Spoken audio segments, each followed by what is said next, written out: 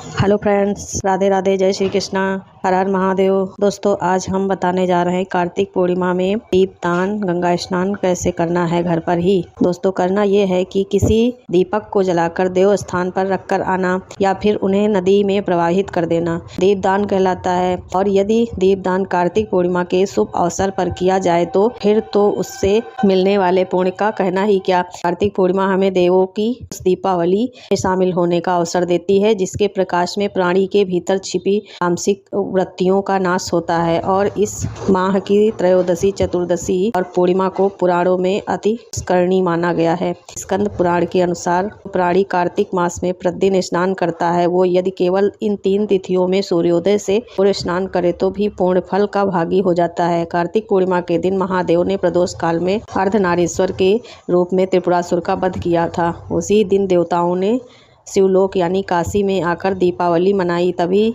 से यह परंपरा काशी में चली आ रही है।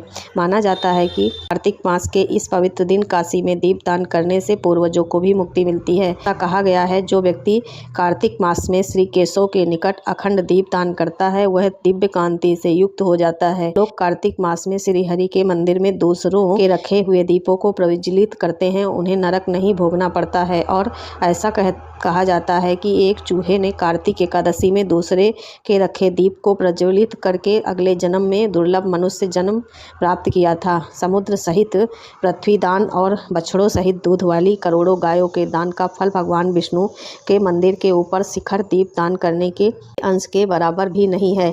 शिखर या हरि मंदिर में दीप दान करने से सतकुल का उद्धार होता है। जो व्यक्ति भक्ति सहित कार्तिक मास में केवल मात्र ज्योति दीप्ति मंदिर में भगवान के दर्शन करते हैं उन्हें कोई नार की नहीं, अर्थात कोई नरक में नहीं जाता। कार्तिक मास में दीपदान करने के भी नियम हैं। दीपदान किसी भी नदी में, किसी मंदिर, पीपल, चौराहा, किसी दुर्गम स्थान आदि में करना चाहिए। और भगवान विष्णु को ध्यान में रखकर ही किसी स्थान पर दीप जलाना ही दीपदान कहलाता है। दीपदान का आशय अंधकार मिटाकर उजाले के आगमन से है और मंदिर में सबसे अधिक दीपदान किए जाते हैं।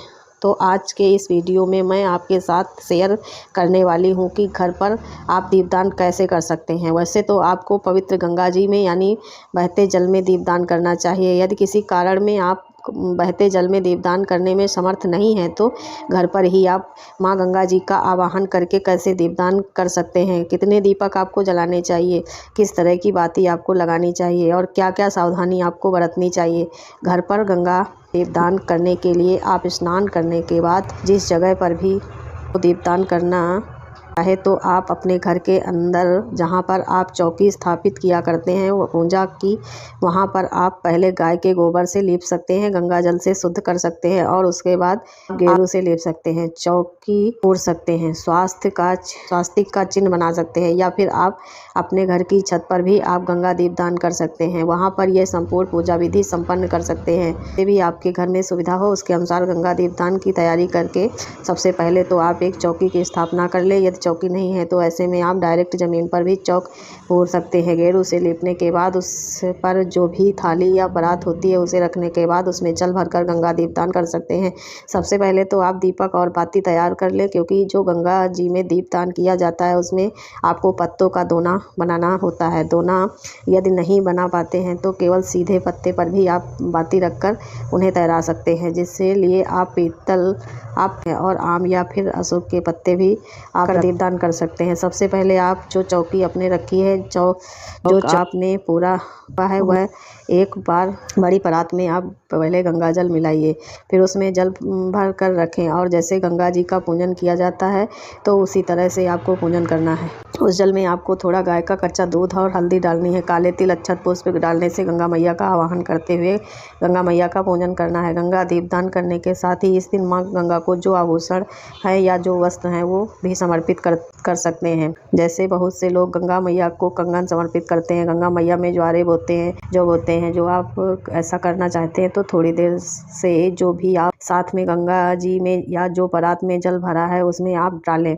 और वस्त्र, दक्षिणा या फल, मिठाई या जो वह वायना आप देना चाहते हैं वह भी आप गंगा जी को स्पर्श कराकर, यानी जो परात है उस पर स्पर्श कराकर एक तरफ रख लीजिएगा, जिसे आप बाद में अपने परिवार में अपनी सासू माँ या फिर किसी निर्धन व्यक्ति को भेंट स्वरूप में दे सकते हैं। गंगा मैया का पूजन करने के बाद अब आप अपने हाथ में थोड़े से अक्षत लेकर दीपदान करने का संकल्प लें कि आज आप घर पर ही गंगा दीपदान कर रहे हैं। हे गंगे मैये, अब हम तक अपने जो भी पाप किए हैं उन सबको आप क्षमा कीजिएगा और हमारे द्वारा किए जाने वाले इस दीपदान को स्वीकार कीजिएगा। इस प्रकार संकल्प करने के साथ ही आपके हाथ में संकल्पित जल, पुष्प, अक्षत है उसे आप गंगा जल में छोड़ दीजिए। अब आपने जो भी पत्ते या दोने तैयार किए हुए हैं और जिसमें अपनी बाती रखी हुई है उसे आप जला लीजिए और जलते हुए दीपक को उस जल में आपको रख देना है। जो परात है उसके आपको रख देना है और जिस तरह से हम पानी को थोड़ा सा हिला करके अपने दियों को तैराते हैं उसी तरह से आपको इन दीप को भी तैराना है। गंगा दीपक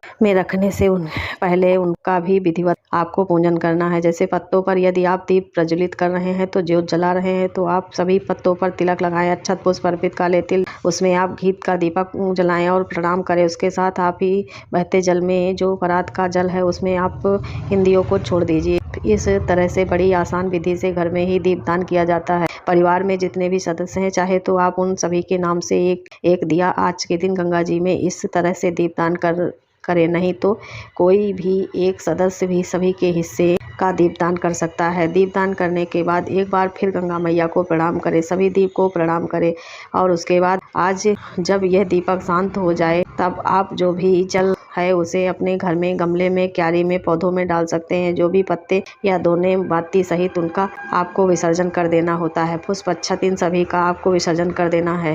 गंगा मैया के नाम से जो भी आपने भेंट स्वरूप, दक्षिणा या वायने के रूप में फल, मिठाई, वस्त्र आदि रखे हैं उन्हें आप तो इस पूरे दिन में किसी भी निर्धन व्यक्ति को, निर्धन महिला को दे दें। अपने परिवार में सासू माँ को दे सकते हैं। यह काम आप जरूर कीजिएगा। इसके अलावा जो दान आपको बताए गए हैं उस सामग्री का जितना हो सके या जैसी भी आपकी सामर्थ्य हो, जितनी सामग्री का हो उसे सके उतना दान आप जरूर कीजिएगा। गंगा जी में दीपदान इसी तरह किया जाता है। इसके अलावा यदि आप 365 बाती का दीपदान करना चाहते हैं तो यह दीपदान कैसे किया जाता है, कहाँ कहाँ, यह जानने के लिए आप हमारे चैनल पर 365 बाती का दीपदान वाली वीडियो जरूर देखिएगा। दोस्तों, यह वीडियो आपको अच्छी लगी हो तो लाइक, शेयर, कमेंट, सब्सक्राइब जरूर कीजिएगा।